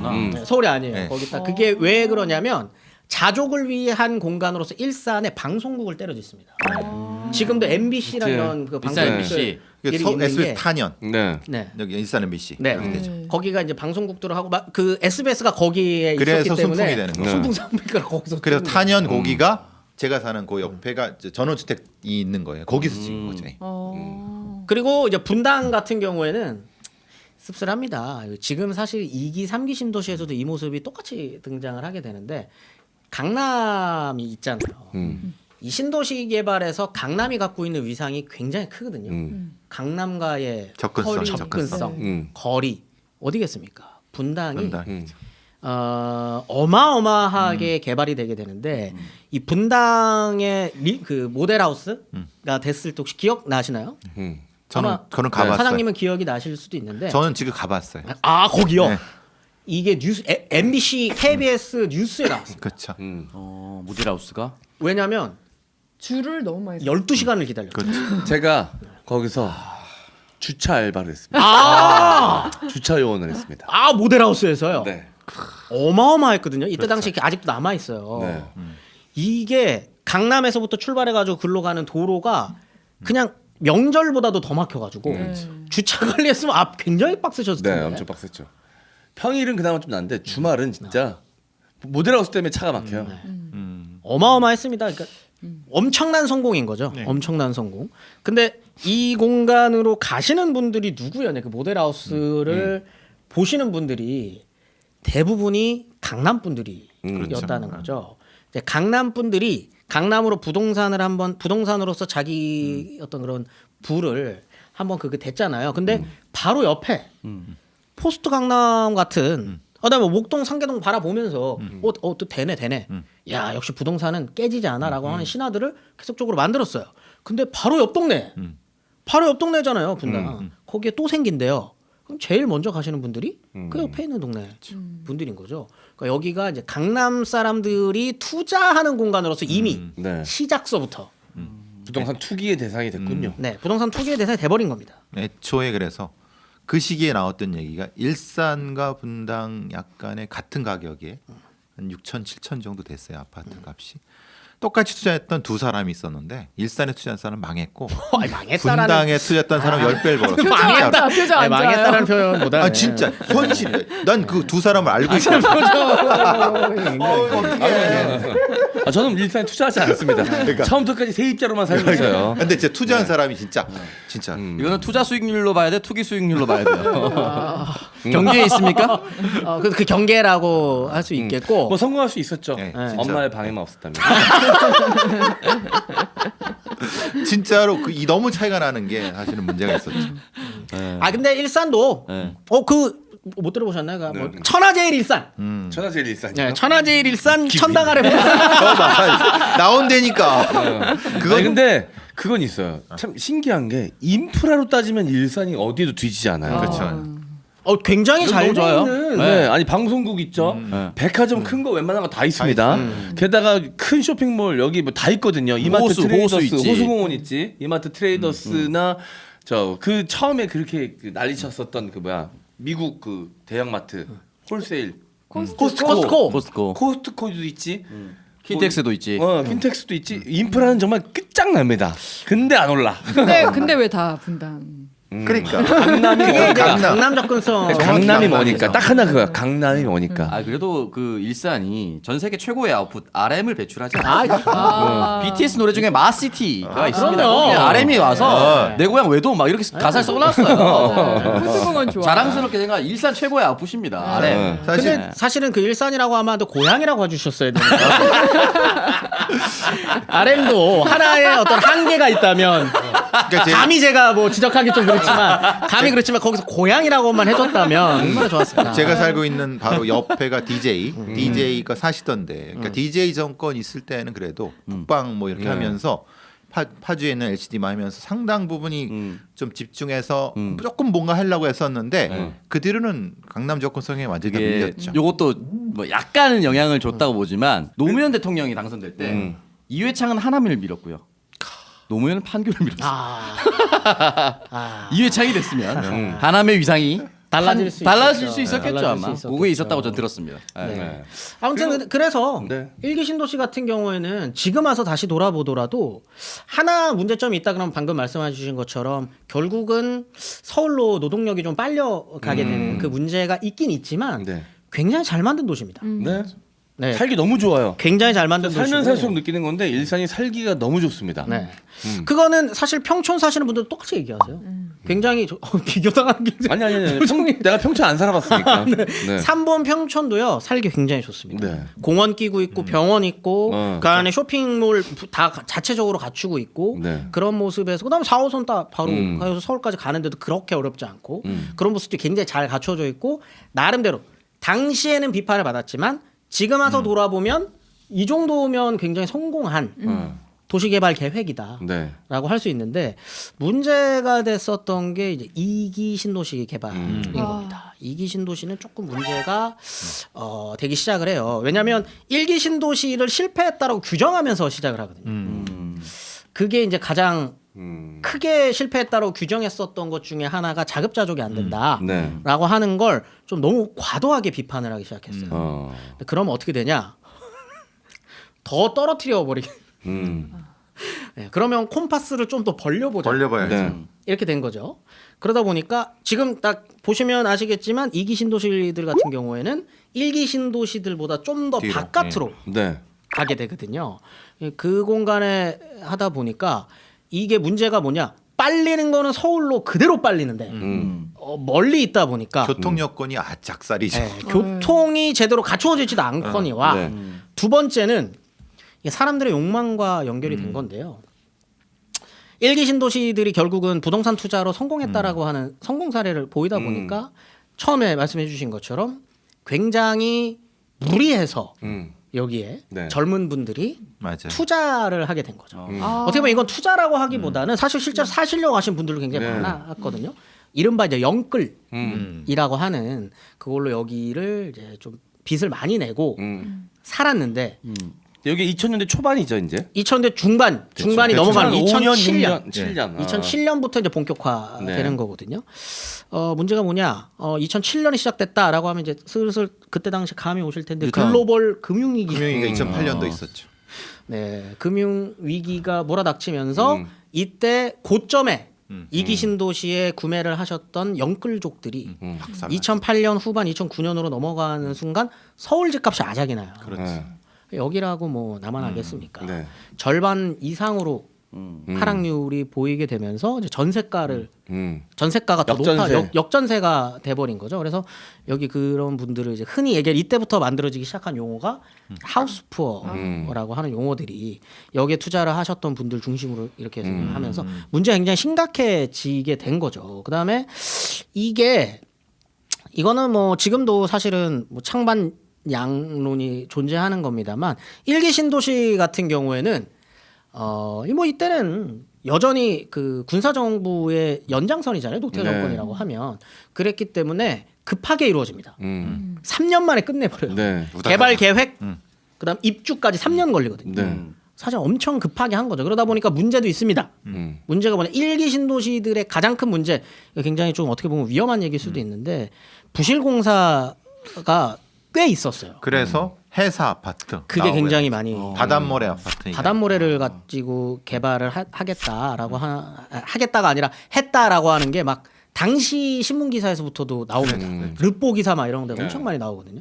그래서 좀 1기 신도시가 굉장히 잘 만든 계획 도시기만 하다기보다는 이런 좀 어떻게 보면 좀 그림자들도 좀 갖고 있는 거죠. 그리고 얼마 전에 기사에 나왔던데 그 분당의 네. 백화점에 천장이 무너져 그렇죠. 내린다거나 그러니까 이런 것들이 이 시기에 좀 급하게 처리됐었던 문제들이 있다.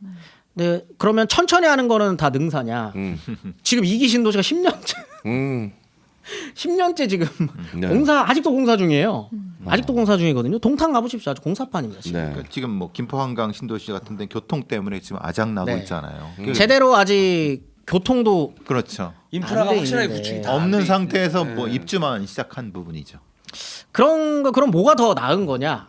이런 이제 갑론을박이 이제 엄청 심각하게 된 거죠. 그 가운데서도 유일하게 한 성공 사례가 딱 한 군데 있으면 3기 신도시에 2기 신도시래. 그 유명한 그 유명한 이제 판교만이 유일하게 성공했다. 이게 굉장히 씁쓸한 거예요. 네.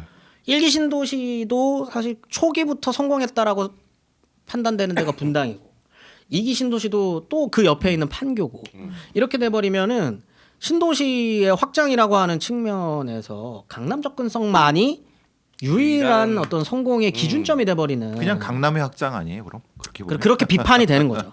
그렇게 비판이 될 강남 수밖에 없는. 접근권의 확장. 확장인 거죠. 강남 접근권의 확장이 실제로 돼버린 거예요. 네. 그래서 지금 판교 같은 경우에는 뭐 다들 아시는 것처럼 어마어마한 땅값 네. 상승이 있지 않겠습니까? 예, 분당이랑도 비교하기 싫을 정도로 네.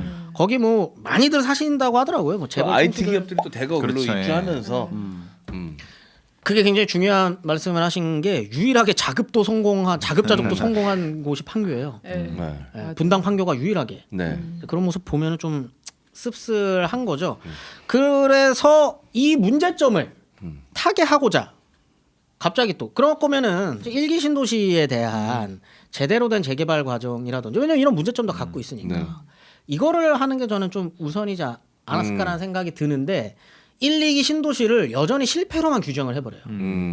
그러면은 어떻게 되냐면 3기 신도시 그러니까 또 얘기 나오겠죠. 얘기가 나와 버렸죠. 이미. 네. 그리고 이미 시작이 돼 버렸잖아요. 네. 근데 이제 더 문제가 뭐냐면 1, 2기 신도시의 실패 과정을 방금 저희가 쭉 이야기한 여러 가지의 이유들이 있는데 핵심으로 잡은 게 이제 자급자족 문제와 베드타운화 문제인 거잖아요. 그다음에 강남 접근성 뭐 어쩌고 저쩌고 네. 이런 얘기들. 그러다 보니까 오케이 그런 거 다 받아들이겠어. 그냥 아예 그러면 서울에 붙여놓자. 네. 이렇게 돼버리는 게 이제 3기 신도시가 돼버리는 거거든요. 네. 그러면은 강남 1기 신도시를 할 때 그린벨트랑 바로 붙어 있어요. 그린벨트 그냥 그린벨트를 침범하지는 않는 네. 가장 가까운 서울이라고 네, 보시면 네. 됩니다. 2기 신도시는 자급자족이 안 되니까 아예 멀리 보냈잖아요. 네. 3기 신도시 어떻게 할 거야? 라고 했을 때 그린벨트 안에 넣어. 1기와 서울 사이. 예. 네. 이렇게 돼버리는 거죠. 네. 그러면 어떻게 되냐면 1기 신도시가 갖고 있었던 많은 문제점들, 빠르게 개발이 됐었던 문제들 이런 것들은 그대로 둔 채로 네. 2기 신도시도 문제를 그대로 간직한 채로 아직 2기 신도시 다 만들어지지도 않았어요. 네. 네. 그 상태에서 아마 집값부터 해서 모든 것들이 3기 신도시로 빨리게 될 겁니다. 그러니까 1기 신도시가 무너지게 되는 거죠. 왜냐하면 더 가깝고. 그러면서 지금 실제로 그런 모습들이 나타나게 되면서 지금 3기 신도시들이 집값이 폭등을 하고 이런 여러 가지 문제점들이 이제 등장하게 되는 건데 네. 사실 이 문제를 같이 해결하는 방향이 무엇이냐라고 하면 1, 2기 신도시들을 서로 이런 역사적인 과정들과 실패 과정들을 좀 복기를 해보면서 네. 여기 문제를 같이 해결하는 속에서 3기 신도시가 뭔가 이루어진다면 그냥 제가 어쨌든 이런 좀 서울시의 어떤 개발 과정들을 공부한 사람 입장에서는 네. 그런 것들이 좀 종합적인 대책들이 좀 이루어지면 4기 신도시가 개발이 되는 속에서도 1, 2기 신도시로 성공적으로 안착할 수 있는 방법도 분명히 있지 않을까라고 하는 그런 생각이 좀 드는 거죠. 이제 건방지게 아니요. 괜히 공부하신 분으로서 네네네네. 그 이런 이야기 할 수 있죠. 도시계획 자체가 정책이라서 이거는 정책과 때려 뗄 수 없는 부분인 거고 저는 이제 비수도권 부산 출신 입장에서 아쉬운 거는 신도시가 확장한다는 결국은 이제 수도권의 팽창인데 그러면 수도권의 팽창이 되는 이유는 비수도권에서 사람들이 수도권으로 오니까 되는 거거든요. 그럼 비수도권을 어떻게 하면 살릴 수 있을까? 국가가 도시계획을 한 것처럼 비수도권에 역점 사업을 두고 몰빵 투자를 해서 거기에서 수도권으로 오지 않도록 만들었으면 사실은 신도시 확장이라든지 이런 것이 조금 더디게 진행됐거나 지금처럼 안 됐을 수도 있어요. 근데 이제 뒤늦게 흔히 말하는 부울경 메가시티 지금 이제 좌초가 됐습니다. 뭐 광주 전남을 묶자, 대구 경북을 묶어서 대경권을 만들자, 강원도 이제 특별자치도를 바꿨어요. 이제야 이렇게 됐어요. 신도시 3기가 거의 다 끝나고 난 뒤에 1, 2기가 실패라고 얘기하니까 3기가 어떻게 됐냐면 도시는 지었는데 지하철이나 나발이고 안 깔았어. 왜? 1, 2기가 실패했으니까. 그럼 어떻게 되느냐? 나가 살라고 해서 나가 살았는데 자차 없으면 출퇴근이 안 돼. 광역버스 지옥 되는 네. 거죠. 그럼 어떻게 돼요? 자유로나 뭐나 이런 데가 자차 비율이 높아요. 실제로 우리나라 그 대중교통표를 분석해 보면 90년대 중후반에서 이제 버스나 지하철 빈도가 높아졌다가 다시 신도시가 등장하면서 자차 비율이 높아져요. 온 동네 내 차 끌고 다니고 싶어서가 아니에요. 중요한 그래서 계속 이 차량 정체가 극심해집니다. 내 차 없으면 안 되니까. 굉장히 중요한 말씀을 해주셨는데 이게 아직 그쪽으로 지하철이 없어요. 뭐 GTX가 그렇죠. 깔리니 뭐니 말은 하고 예정만 있지만 돼 있지. 예정지구입니다. 그게 어떻게 연결될지는 몰라요. 그러면은 자차 이야기를 하셨는데 그래서 이야기가 나오는 게 지금 2기 신도시에 살고 계신 분들의 그 희망 중에 하나가 뭐냐면 지하철 이렇게 안 깔아주고 이렇게 할 거면 외곽 순환도로랑 이런 것들은 연결이 돼 있고 내외곽 순환도로가 연결이 돼 있으니 그러면 여기에 버스 전용 차로를 해달라는 거예요. 그러면 적어도 자차 이런 교통 체증이 조금은 버스는 해소도 우대 될 수 받을 수 있고 있으니까. 같이 갈 수 있지 않느냐. 이걸 반대하는 사람들은 서울 시민입니다.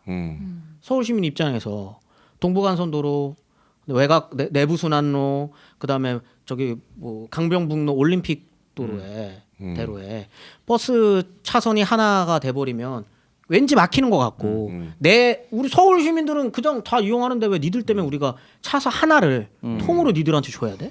이런 게 또 생겨버리거든요. 그러니까 말이 이게 계속 서로 간에 입장차만 있게 돼버리고 이게 안 되는 거예요. 그러면 결국은 거기 사시는 분들 자차로 이동을 개발만 해야 되는 상황들 네. 이런 것들이 계속적으로 반복해서 문제들이 생기거든요. 이런 것들을 좀 종합적으로 할 수 있는 방법이 이게 필요하지 사실 않나. 근데 문제가 뭐 찾기 시작하면 끝도 없을 겁니다. 네. 뭐 사실 한 정권이 끼케야 5년 갑니다. 맞아요. 그렇죠. 네, 맞습니다. 네. 이 어떤 계획을 세워도 그 다음까지 지속성을 가져가기가 너무 어려운 거예요. 그래서 이제 개헌을 통한 4년 연임제로 하자 이런 얘기가 나오는 게 최소 8년에서 10년은 보장이 돼야 그럼요. 어떤 하나 부동산 정책이든 모든 경제 정책이든 끌고 나갈 수가 있는데 당장 지금 이 정권 이 5년 안에 국민들한테 어필할 수 있는 반짝 정책들만 계속해서 부동산 정책도 마찬가지거든요. 이러다 보니까 사실 이 지방 공동화 현상 지난 시간에도 얘기했지만 이걸 대책 세우려면 굉장히 장기적인 호흡을 가지고 세종 성공하는데 얼마나 오래 걸렸습니까? 그럼요. 네. 이게 제가 쭉 이 얘기를 하면서 꼭 말씀드리고 싶었던 것 중에 하나는 도시 내 신도시도 마찬가지고요. 목동과 상계동도 마찬가지고 1기 신도시, 2기, 3기 신도시 모든 것이 주택 공급에만 초점이 맞춰져 있어요. 네. 그렇죠. 그러다 보면은 이게 사실은 그 말은 서울시가 아파트 때려줬었던 역사랑 크게 다르지 않거든요. 네. 그럴 때마다 등장하는 이야기가 있습니다. 네. 그게 뭐냐면 국가 예산은 언제나 한계가 있다. 음. 그럼 민영화 얘기 무조건 나오거든요. 네. 그렇게 되면은 일단 돈 있는 사람들만 입주할 수 있는 개발 방식 70년대부터 고정화되어 있는 이 개발 방식을 그대로 신도시에도 도입할 수밖에 없어요. 그러다 보면은 집을 사야만 하는 욕망은 계속적으로 자극시키고 무조건 1가구 1주택 하라며. 네. 그걸 국가가 주입했어요. 그 가운데서 한계가 있는 도시개발 계획이 있을 수밖에 없습니다. 그러면 집을 살 수 있는 사람들은 언제나 정해져 있습니다. 네. 이 1, 2, 2, 3기, 3 신도시들 다 똑같았어요. 사실은 이거는 매번 똑같이 그냥 주택 공급이라고 하는 그것만 맞춰서 때려 짓는 거 말고는 너무 심하게 얘기했나? 아니요. 아니 마찬가지. 네, 이게 사실 국정 철학이 없는 거나 마찬가지예요. 모든 걸 포기해 버린 거예요. 지역으로 하려고 했었던 개발 계획 다 포기해. 서울로 오네? 오케이 알았어. 서울 확장해 버려. 주택 지어야 되네. 때려줘. 국가에 돈이 없는데요? 야 민영해. 이거가 70년대부터 지속적으로 반복만 되고 있는 거예요. 이거는 사실 역사에서 아무것도 배우지 못한 거거든요. 이런 건 좀 근본적으로 도시개발 계획에 대한 철학의 문제를 역사에서부터 좀 찾을 필요가 있지 않나라는 생각을 좀 그렇죠. 예, 집을 해봤습니다. 지으면은 그 집에 맞는 길을 넓혀야 되고, 그죠? 거기에 맞으면 차를 넣어야 되고, 이게 악순환이 반복이 되는 거지. 그러니까 이거를 거꾸로부터 종합적으로 이걸 다 같이 붙여서 해야 되는데 숫자만 늘리려고 해버리니 거기에 부서되는 문제들은 지금 돌보지 못한 상황. 도시계획에 대한 철학이 저는 뭐 진보나 보수나 다 부족하지 않나. 그러니까 건축 개발을 해야 된다라고 얘기하면 진보는 안 된다. 자연을 보존해야 된다. 그런 개발에 돈 쓸 바에 딴 데 쓴다라고 해서 개발 자체를 완전히 막아버려요. 그리고 보수는 개발을 해야 된다 해서 개발 이익을 민간에게만 할애해버려. 어느 정도의 접점이 있거나 흔히 말하는 정책 철학이 있어야 이걸 추진하는 데 있어 힘이 붙는데 그게 마지막이 전 노무현이었다고 봐요. 국토 균형 발전. 국토 균형 발전과 지방 균형 발전, 노무현 때 얘기했었던 부산 북항 재개발이 아직 안 끝났고요. 노무현 때 얘기했었던 가덕 신공항이 아직 안 끝났어요. 아직 시작이 안 됐어요. 이거 어떻게 하자는 거예요?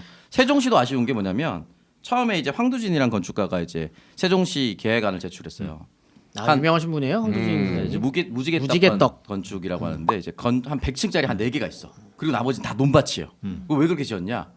가장 밀집되게 도시를 짓고 나머지 자연을 그대로 보존하는 것이 미래다. 근데 이게 채택이 안 됐고 한 낮은 층의 건물이 막 이렇게 길게 부글부글 뱀처럼 이렇게 돼 있었죠. 낮고 뭐 높은 초고층 건물이 없는. 근데 돌이켜 보면은 넓게 지으면 그거 넓게 지은 대로 왔다 갔다 차 한다고 차에서 배기가스 다 나오죠. 그게 친환경이죠, 사실은. 아주 고밀화가 네. 친환경이에요. 그래서 컴팩트 시티가 다시 붐이 됐죠. 그러니까 이게 어떻게 철학을 적용할 것이냐에 따라서 지금도 이렇게 보면 이게 진짜 완전히 좋은 도시였느냐라고 하면 도시 건축가들이 완벽하게 100점 만점에 100점을 주지 않아요, 세종시에. 그러니까 이런 부분이 참 아쉽습니다. 그래서 이 도시계획에 대한 공부를 전 정치권이 참 많이 했으면 좋겠다. 그런 생각이 좀 듭니다. 이거 굉장히 중요해요. 사실 이거는 단순히 집 때려 짓는 거에 대한 철학이 아니거든요. 네. 국토 전체에 대한 어떻게 국토를 운영할 것이냐. 거기에다가 뭐 교육도 당연히 껴 있고요. 산업도 껴 있고요. 방금 말씀해 주신 어떤 환경에 대한 문제도 껴 있고요. 이게 사실 종합적으로 하나의 철학 속에서 긴 호흡에서 적어도 10년 적어도 10년은 긴 호흡으로 밀고 가야 할 정책이에요. 이거는. 출산하고도 또 연결이 되니까 네. 이게 이후에 이제 미래의 대한민국의 모습을 함께 설계해 나가는 건데 참 쉽지가 않습니다. 그리고 지금 당장의 이득이 중요한 또 이제 건축 재벌들이 있잖아요. 그렇죠. 이 이제 돈 많은 사람들한테 다 팔아먹었거든. 그러니까 이제 살 수 없는 사람들한테 희망을 심어줘야 되니까 언론들이 거기에 이제 나파수가 되면서 난 능력이 안 되는데 되는 것처럼 그렇죠.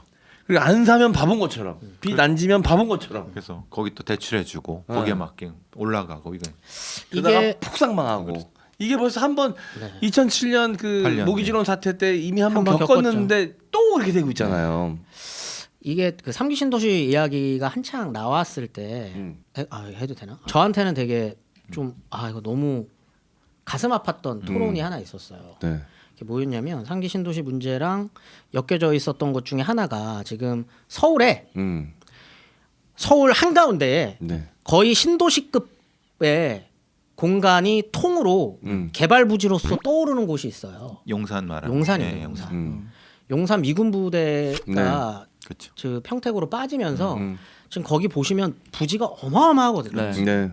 여기를 어떻게 할 거냐 이야기를 청년들 모아놓고 전 국토부 장관이랑 이야기를 막 그 토론 같은 거를 하는데 거기에서 그 청년 대표라고 하시는 분이 제안을 하셨던 게 있어요. 여기에 청년들 주택 지어주는 거 어떠냐.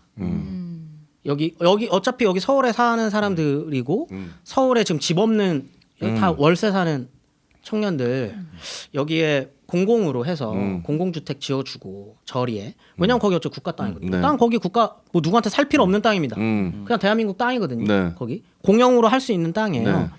근데 이제 그거를 하고 하는데 그 얘기를 던졌어요. 그다음에 여기 출퇴근도 방금 네. 얘기한 황두진 건축가님 되게 훌륭하신 얘기 하신 분이거든요. 네. 그 얘기가 이제 환경적으로도 되게 좋아요. 거기 계신 분들 용산이라고 하면 이제 강남이랑 왔다 갔다 하기도 편하고 아니면은 거기에 또 일자리가 창출이 되거든요. 용산에도 일자리가 창출될 수 있어요. 네. 그래서 그 청년주택 이야기할 때 가장 많이 요즘에 나오는 게 한 1층에서부터 한 10몇 층까지는 일하는 공간으로 그게 무지개떡 건축이거든요. 다양한 건물, 다양한 이제 직종을 넣는다는 네. 거예요. 거기 안에 일할 수 있는 공간, 1층에서 한 3층 지하까지에서는 쇼핑할 수 있는 공간, 그 위에는 주거 공간.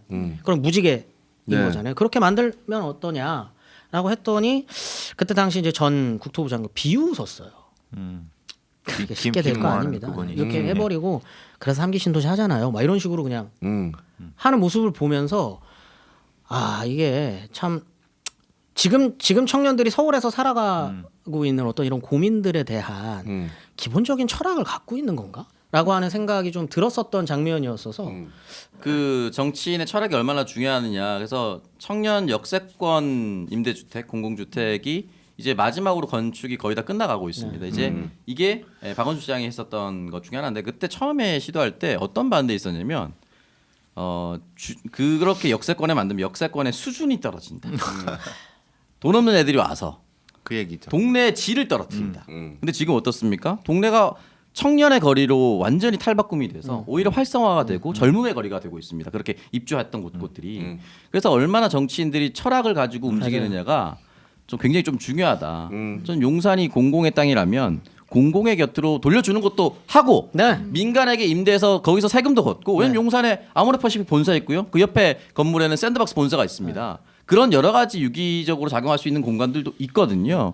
다양한 방식으로 이제 생각을 해야 되는 거죠, 당연히. 그리고 긴 그 속에서 좀 여러 청년 정책들이 연결이 되고 있는 부분들이 있거든요. 그랬을 때 용산이랑 마포 공덕 같은 경우에는 청년들을 입주할 수 있는 그 기업들이나 이런 데가 앞으로도 계속적으로 입주가 될 거예요. 그러면 왜 용산에 청년 주택 왜 못 짓습니까? 네. 서울 한가운데 노른자 땅인데 완전. 청년들 주고 싶겠습니까? 예. 이제 그런 그걸로 상 돈 벌어 먹을 거기 발생될 수 있는 이득이 얼마나 큰데. 사실은 용산 참사가 여기서부터 시작된 거죠. 네. 그 민간 개발과 이익의 눈이 먼 대통령이 튀어나와서 단군 이래 최대 개발이라고 얘기를 하면서 용산을 개발하기 시작을 했었죠. 근데 아마 공원을 한다고. 지금 그 용산 이야기를 간단하게 정리해 드리면 용산이 문제인 이유는 저번에도 한번 말씀드렸던 것 같은데 거기는 단 한 번도 대한민국의 영토였던 적이 없어요. 그러다 보니까 여기를 가지고 여기를 주관해서 개발할 수 있는 부서가 어디냐가 아직 정리가 안 됐습니다. 거기 일단 서울시, 국토부, 그다음 국방부 여러 기관들이 다 자기네들 주관이라 그래요. 그래서 그 공청회를 하면요 이 세 기관이 꼭 갑니다. 네. 자기네들 주장을 하기 위해서. 근데 이제 각자가 생각하는 바들이 좀 다르죠. 당연히 뭐 이권을 바라보는 방식도 다를 거고요. 네. 여기를 어떻게 공익적으로 할 거냐도 다를 겁니다. 어떤 기관은 여기 청년주택 짓는 게 공익이다라고 하시는 그런 부서가 있는 반면 아니 여기는 무조건 공원이어야지라고 하는 데가 있는 반면 어떤 데는 여기는 당연히 국방부가 사업화를 해야지 하는 데들도 있어요. 그런 활발한 토론이 이루어지기도 전에 그냥 3cm 덮어가지고 그냥 공원 만들어 버렸잖아요. 그 밑에 폐기물 다 그냥 그대로 있는데. 저 그 근처 폐기물 살고 있어서 위험도 아주 있는데. 굉장히 안타깝습니다. 거기 어떻게든 장기의 어떤 그런 긴 안목 속에서 충분히 훌륭한 공간으로 만들 수 있는 곳입니다. 거기 지금 그냥 지도 펴놓고 보세요. 우와 여기 이만한 땅이 있어? 놀래요 다들. 지도 펼치고 보면은 그냥 깨넓어. 명칭이 없어요. 네. 그냥 빈 땅으로만 네. 돼요. 이거 이제 미군 기지이기 때문에 카카오 지도나 네이버 지도를 보면 빈 땅입니다. 근데 그 빈 땅의 크기가 어느 정도인지 보시면은 바로 느낌이 오죠. 역사 자체가 굉장히 안타깝기도 하고 용산이라는 곳이 그래서 계속적으로 그렇게 반복되고 있는 게 아쉽죠. 그리고 이게 사실 신도시 개발이랑 또 밀접하게 연결이 되는 거기 때문에 좀 눈여겨 보고 있는 공간이기도 합니다. 네. 네. 알겠습니다. 자, 신도시 개발 이야기로 시작해서 용산까지 이렇게 저희가 1시간 동안 긴 여정 왔습니다. 함께 해주셔서 감사드리고요. 저희는 또 다음 주에 재미난 역사 이야기로 돌아오도록 하겠습니다. 다음 주에 만나요. 안녕.